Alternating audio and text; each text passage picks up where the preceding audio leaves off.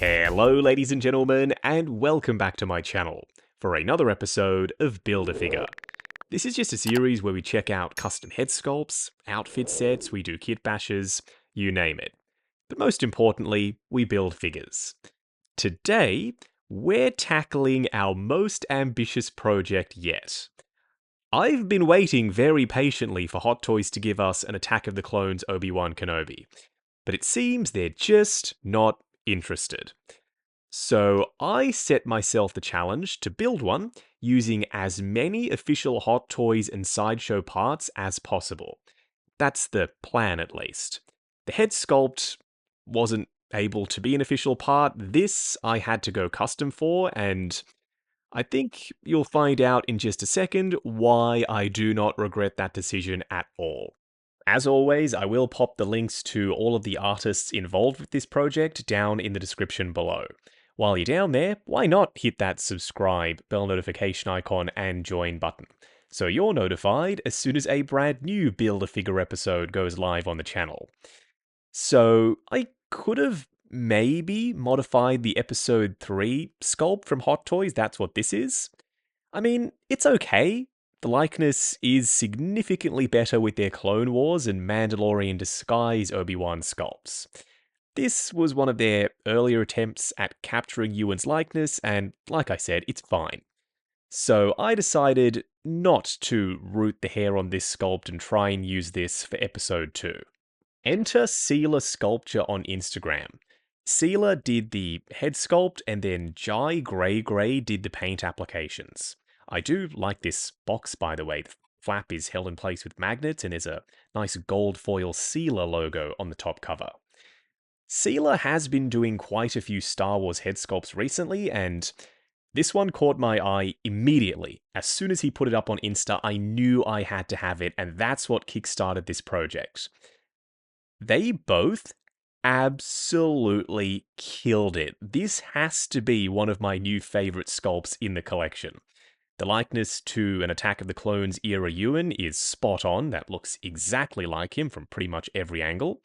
And then Jai's paint applications bring this sculpt to life with the subtle rosiness for the cheeks, the metallic finish for the hair to give it that shine, and the eyes. The eyes are my favorite part about this sculpt. There is so much life to them. There's a high gloss finish on the surface, and even some redness down below. Do let me know what you think of this sculpt in the comments section. Compared to the episode 3 head sculpt, it's night and day, man. This looks like Ewan McGregor, this doesn't. In my opinion, I do want to stress that if you have episode 3 Obi-Wan and you love that head sculpt, that's fantastic, all the power to you. Now, to build this guy, I did have to pillage quite a few parts and pieces from the very old, very dated, Order of the Jedi Episode 2 Obi-Wan Kenobi by Sideshow. I couldn't use the body or the majority of the robes and the tunic or the head sculpt, but I did grab both lightsaber hilts, the rebreather, his boots, the pants, and the undershirt.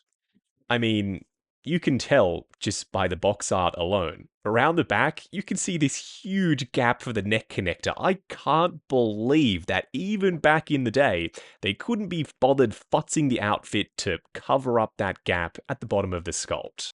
Thanks to the Sideshow figure, we now have the pants, the white shirt, the boots, as well as the sabers.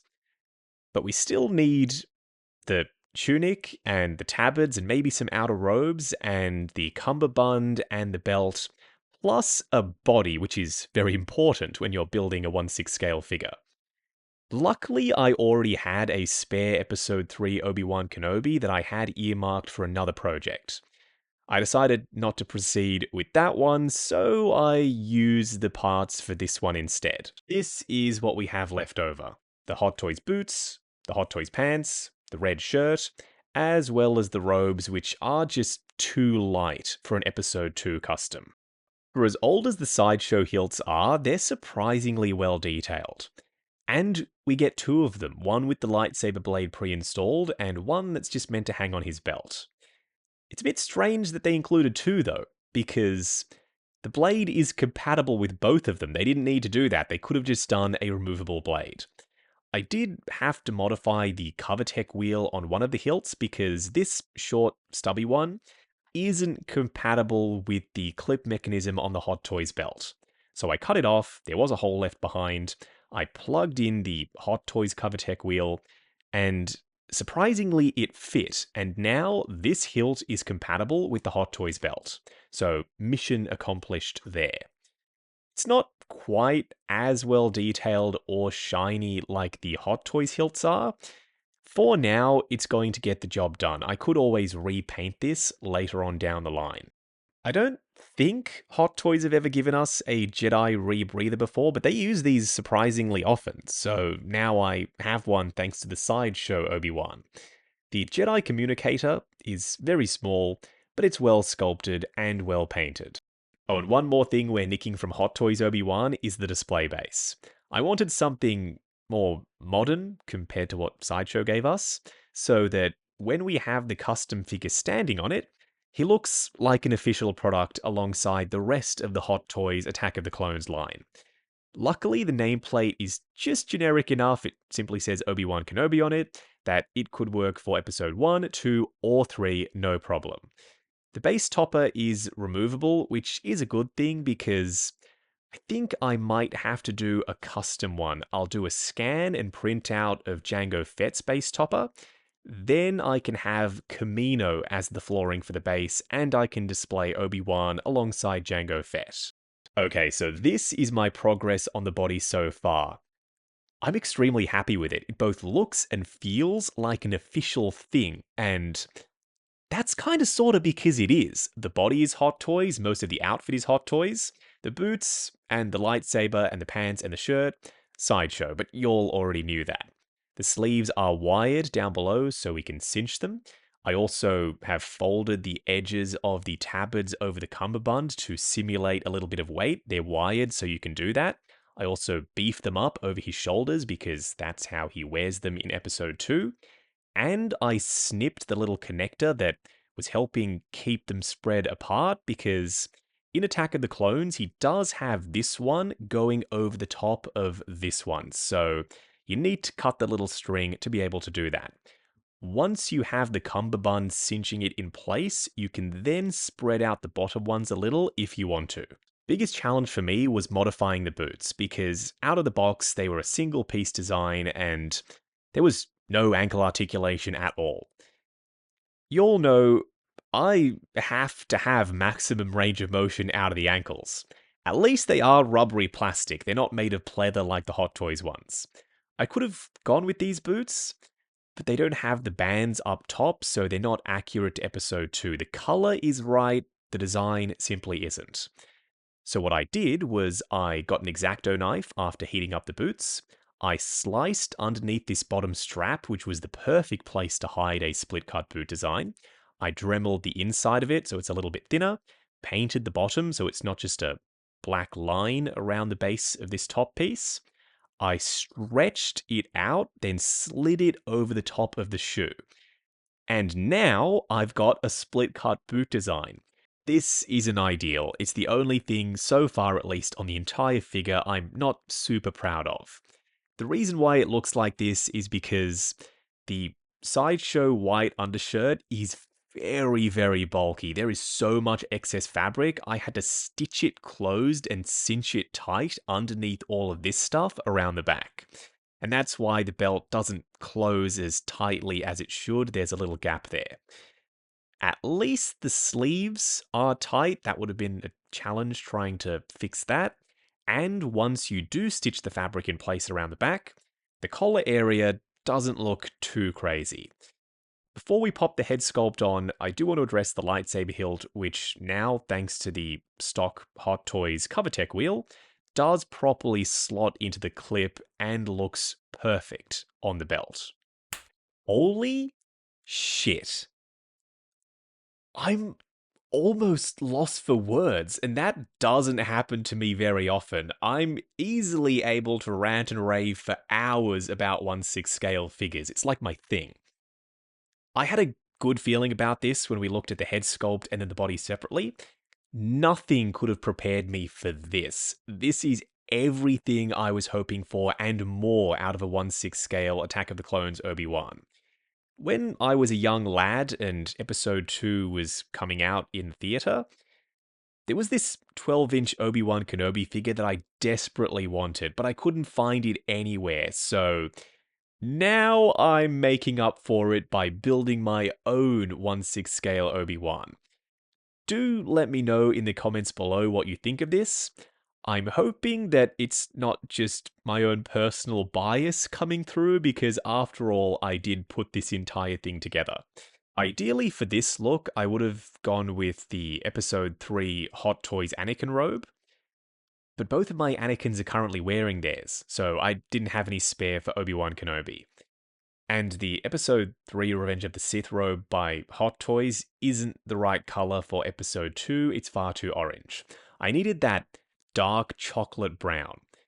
I looked through my accessory tubs and I stumbled across this. This robe was made by Sideshow for their animated version of Clone Wars Anakin. It's not wired, but it doesn't have to be. It's so tight and form-fitting on the body, and it's very structured. It's made of this thick plush material that it just hangs naturally. I think it looks great. Every now and then, if I want to have him wearing his Jedi robe, at least this is an option.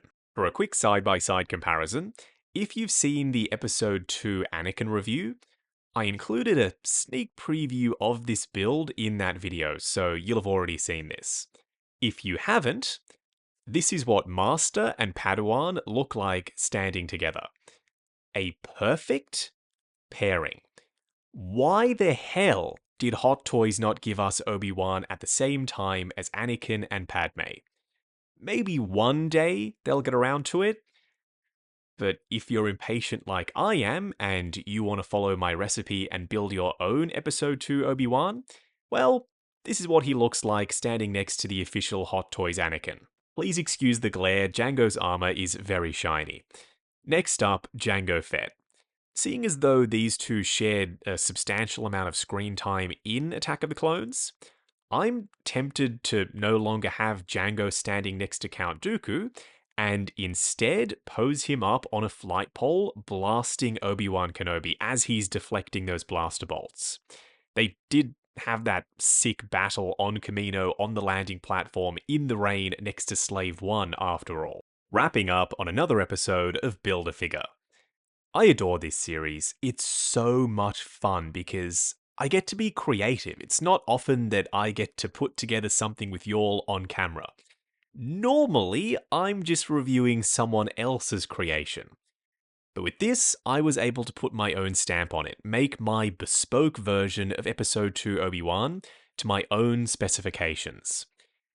And I have already ranted and raved enough about how much I love this thing.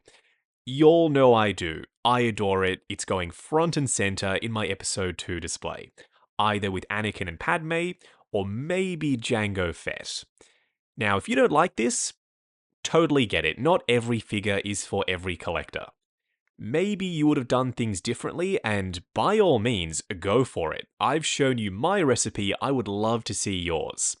Rooted hair, perhaps? Moving eyes? A different body? Real leather boots? All of those things are possible. That's like the whole purpose of these videos in the first place. I want to show you that with a little bit of creativity and some super talented artists, you can create your own figures. Don't forget, I have popped links to Sealer Sculpture and Jai Grey Grey in the description below for their instas. If you're down there, why not hit that subscribe, bell notification icon, and join button? If you like the sound of seeing your name in the end credits of my reviews.